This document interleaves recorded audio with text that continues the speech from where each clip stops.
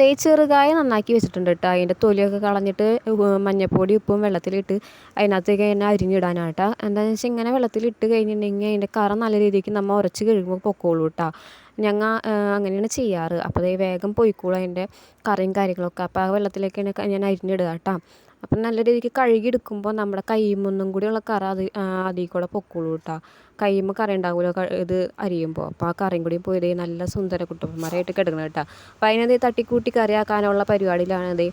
കുറച്ച് വേപ്പിലും കൂടിയും പറിച്ച് കൊടുന്ന് അതിനെ തട്ടിക്കൂട്ടി കറിയാക്കിയിട്ടാ നല്ല രീതിക്ക് അത് വെന്ത് വരണം. അടച്ച് വെച്ച് വേവിക്കണം കേട്ടോ. അത് കഴിഞ്ഞ് പിന്നെ 2 പിലോപ്പി കുട്ടന്മാരുണ്ടായിരുന്നേ. അവന്മാരെയും കൂടി നന്നാക്കി അടുപ്പത്താക്കിയിട്ടുണ്ട്. പിന്നെ അതേ കുറച്ച് പാത്രങ്ങളും കൂടി കഴുകി വെക്കാണ്ടായിരുന്നു കേട്ടോ.